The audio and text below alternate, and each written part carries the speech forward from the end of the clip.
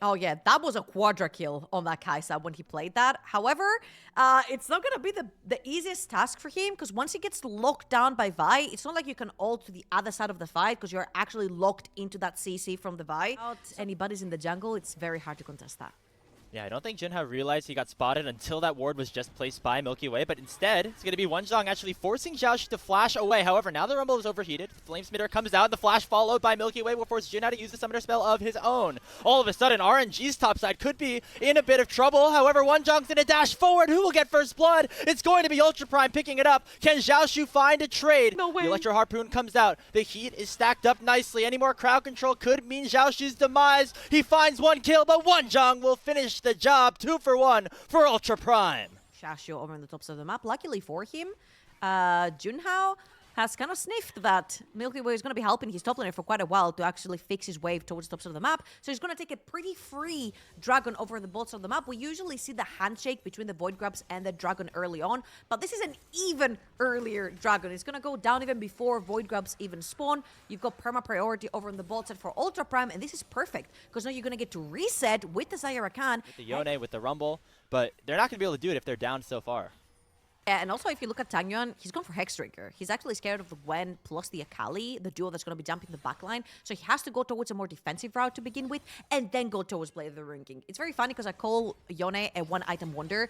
Blade of the Ruined King is the only item he needs to actually become a champion, but that has also been delayed now from a really great start from Ultra Prime.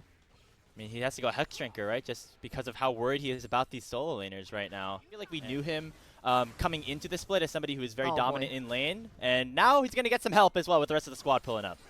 Oh, there's some Milky Way back under tower. Xiaoxu, that's all you, buddy. Yep, here comes that Vi ultimate. It's combined with just a boatload of crowd control. That's the feat of warfare picked up, and Ultra Prime off to a terrific start to this early game. Bunch of golden experience on the tower. Oh, my, it just does. We said this is where RNG starts, and Chachi might have something to say. Okay, actually uses the Killer Instinct to prevent that Blade Caller from doing too much just yet. There comes E! What a flash from Wako to make sure that those feathers fly right into the back of the Kaisa. Jachi tried to outplay this, and I feel like he played this so well. But if you look at how Wako placed his feathers, he had some feathers towards the tower, behind the tower, so it was easy when he flashed over Chachi's flash that all these would be pulled into the Kaisa. What a well-played 1 versus 1. I don't even know if the Blade Caller hit. It might have just been enough with the damage from the auto attacks. Okay, it did. So that, I mean, just another really clutch play from the bot laner. I mean, he's not really gotten any attention, right? It's been all topside so far for this game. Jungler, if you will, even when he plays onto the Sejuani, when you fall behind, you just really need to send it, and he might just send it here. Okay, flash onto Wonjong. Gonna actually tick him down quick enough with that ignite. Now Junhao is stuck in a 1v2, maybe a 1v3 as the Yone comes in. However, the rest of the reinforcements have arrived for Ultra Prime. It's gonna be a 4v4. 3,500 gold lead for Ultra Prime. They're pushing here mid. And there's no one there to defend. Rumble caught bot lane. Yone is... Wow! That's the freest tier 1 I've seen in a very long time as well, which will help them get there faster. And they do know from the side of RNG that they have lost complete control over the tops of the map. However, as Syndicate actually taking the Hexig towards the tops of the map, RNG might be looking to fight, but this is completely the wrong play right here. Spectator mode from RNG.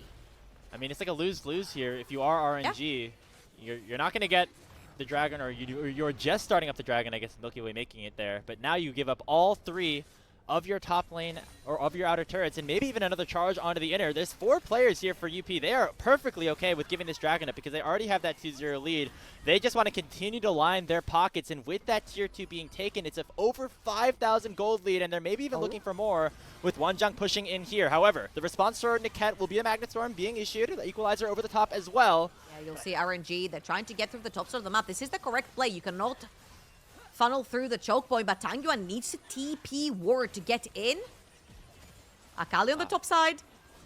I don't even know if he's going to go for it. I mean, the Otacon's at 4,000 HP. Even if he does teleport, it will be far too late before the objective potentially goes down. The engage comes through from Niket. It locks down Wako. Wako gets one shot as Xiaoxu picked up the shutdown. Now, it's going to be the Otacon picked up by RNG. What just happened here, Trouble? They're going to win this fight as well. Wonjong under target as Tangyuan lands the knockup on the Q3. The Gwen is strong, but not strong enough here for RNG. What a fight turnaround for them.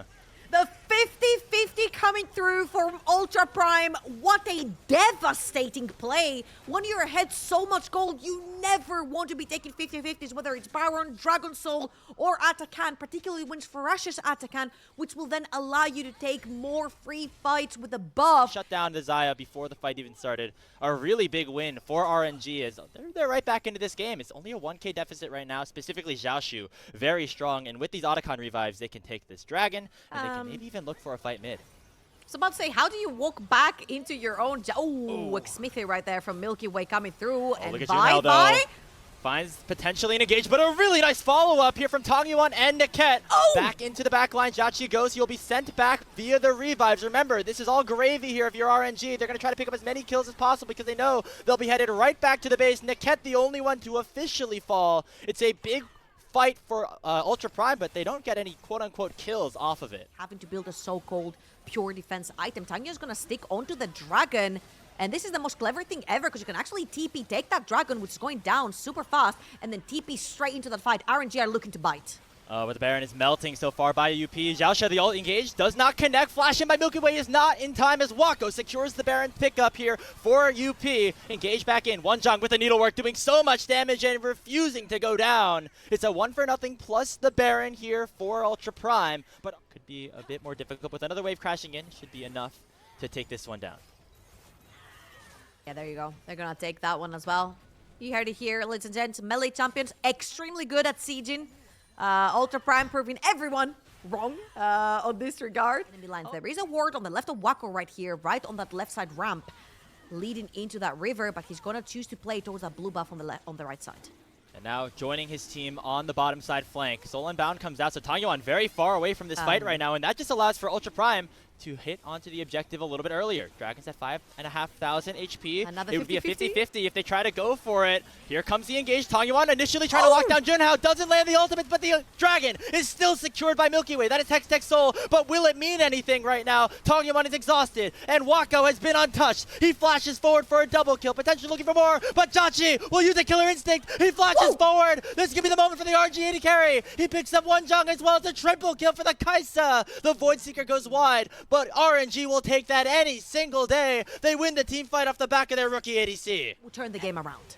Hey, maybe benefit for being 2 levels down. You respawn a little bit quicker. That means that Milky Way's there first, able to pick up that Baron. For RNG as they're potentially looking for their mid lane outer turret, which hasn't been taken yet. However, Ultra Prime still technically in the lead in terms of gold, but they have to be so careful. Look at the damage that Equalizer was able to do onto Wako.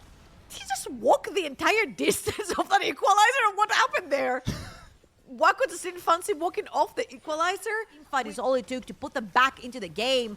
Gold dead even after these 2 towers go down. And RNG, for the first time in this entire game... Not the game just yet. However, they're getting pretty close to it. Look at the damage that was able to be issued onto Wako, being forced to pop that Feather Storm early. However, the re-engage could be big, as Niket will go down off of a nice play from Xiaoshu. Oof, that was a little bit too deep right there. Luckily for RNG, no big objectives to take down. However, Ultra Prime are perma-pinging. Okay, here's the Equalizer. Oh, a 4-man ultimate potentially from Tongyuan. Jachi's still at full HP, however, gonna get potentially collapsed upon, forced to go golden. Tongyuan and Jachi know have to do it as Ultra Prime looking to kind of keep themselves alive in this game. Jachi picked up the kill onto Wonjong. Saber comes back, and a 2-man knockup from Tongyuan will secure the ace for RNG. Just got a very funny thing done right here, which could very easily just be ending the game, and RNG really needed this to keep their hopes alive of making it into that group ascent. It was a do-or-die game. They were looking like die, but they are about to do the unthinkable here against Ultra Prime. Xiaoshu has respawned, looking to try to at least clear out the minion wave, but the Nexus is now exposed. Jachi and Tongyuan don't care about their Rakan. They can just go for the Nexus instead. There's one last kill as Jachi enters double figures, and RNG keep themselves alive here in Group B. These were some of the best highlights from today's matchup. Which moment was your favorite? Let me know in the comment section below. This is OP, and I'll see you tomorrow. Take care.